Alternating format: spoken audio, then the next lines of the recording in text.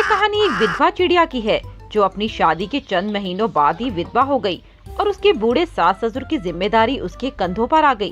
टूनी शादी से पहले एक बहुत ही हंसमुख और चंचल स्वभाव की चिड़िया थी।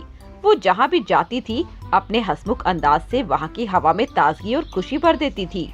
पर भगवान ने उसके साथ सही नहीं किया। उसके पति सोनू की एक प्लेन क्रैश में मौत हो गई और उसके बाद टूनी की तो जैसे हंसी और खुशी दोनों ही सोनू के साथ चली गई और परिवार के लालन पोषण के लिए टूनी को हाथ रिक्शा चलानी पड़ी। ऐसे ही एक दिन वे जंगल के मोड़ पर खड़ी किसी सवारी का इंतजार कर रही थी कि तभी एक सेठ कौवा उसके पास आया और उससे कहने लगा, ए चिड़िया, कहाँ जा रही हो? साहब आप बोलिए, आपको कहाँ जाना है? मैं आपको वहीं ले चलूंगी। मुझे तो सुंदरवन जंगल में जाना है। ठीक है, मैं आपको ले चलूंगी, आप बैठ जाइए। इसके बाद वह कौवा उसकी हाथ रिक्शा में बैठ जाता है और उसे बैठकर जंगल में ले जाती है।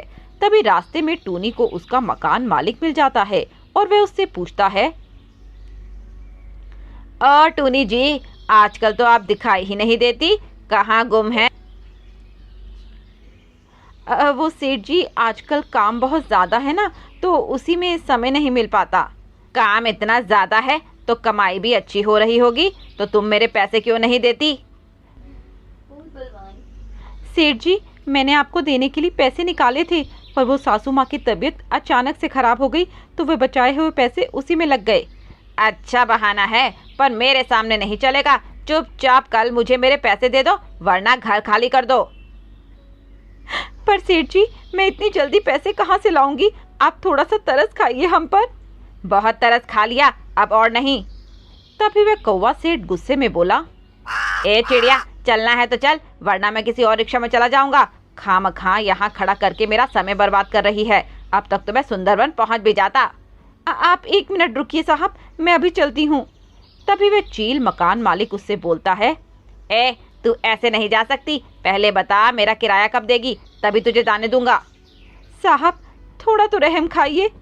तभी उस कौवे को गुस्सा आ जाता है और वह रिक्शा से उठकर चला जाता है। मुझे नहीं जाना तुम्हारी रिक्शा में। टूनी उसे बहुत रोकती है, पर वह कौवा रुकता नहीं, जिस कारण अब टूनी उदास हो गई थी, क्योंकि वह आधे रास्ते आ गई थी और उसकी सारी मेहनत बेकार हो गई थी। जिसके बाद वह सीधे घर चली गई। तभी उसकी सास ने उससे पूछा, क्या हुआ टूनी बहू, आज तू इतनी जल्दी आ गई? हाँ माँ जी, क्योंकि आज सवारी मिली ही नहीं।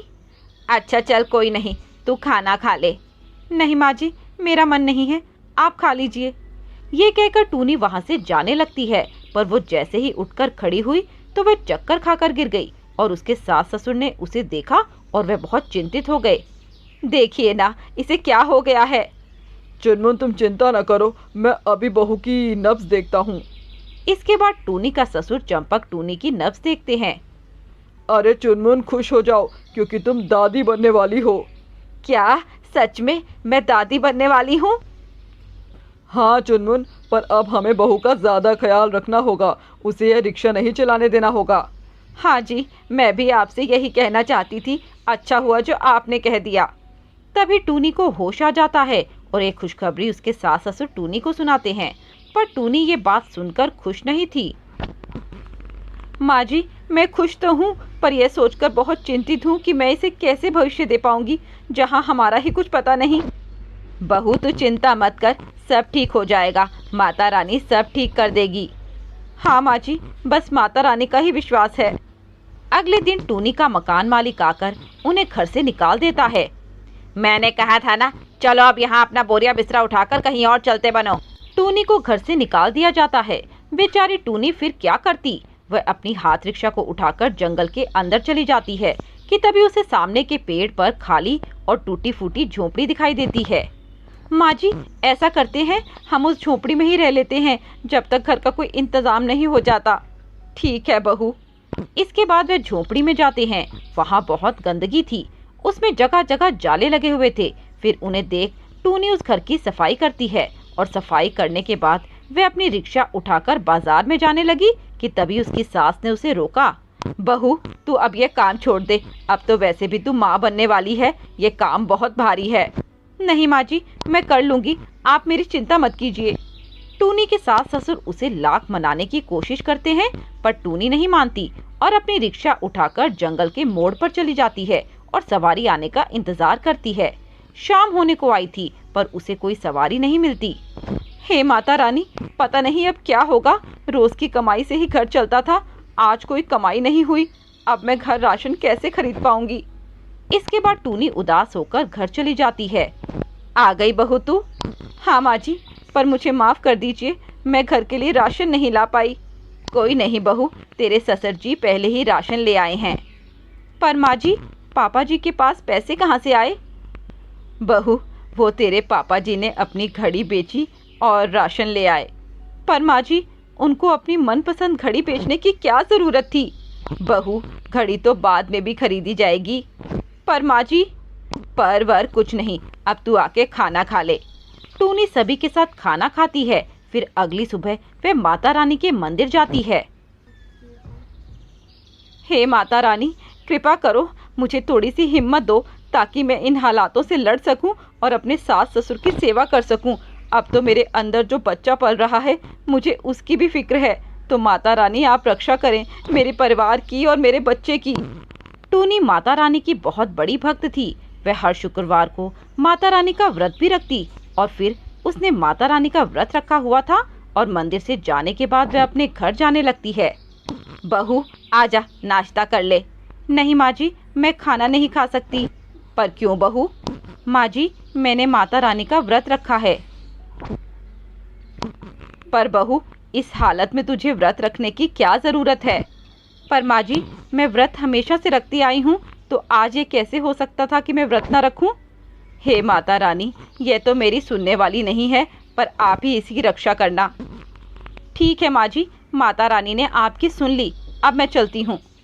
इसके बाद टूनी अपनी हाथ रिक्शा लेकर जंगल के मोड़ पर चली जाती है। आज और दिन के मुकाबले बहुत गर्मी थी, जिस कारण जंगल का कोई भी पक्षी आज काम पर नहीं आया था। पर टूनी बेचारी आज भी बड़ी बेसब्री से किसी सवारी के आने का इंतजार कर रही थी। हे माता रानी, आज तो थोड़ी कृपा कर दो, आज तो किसी को भेज दो। इतने दिनों से कमाई नहीं हुई, अब हालात इतने बेकार हो गए हैं कि घर में रखी चीजें भी बेचनी पड़ रही हैं। टूनी इतनी तपती धूप में किसी सवारी के आने का इंतजार कर रही थी और ऐसे ही शाम हो गई।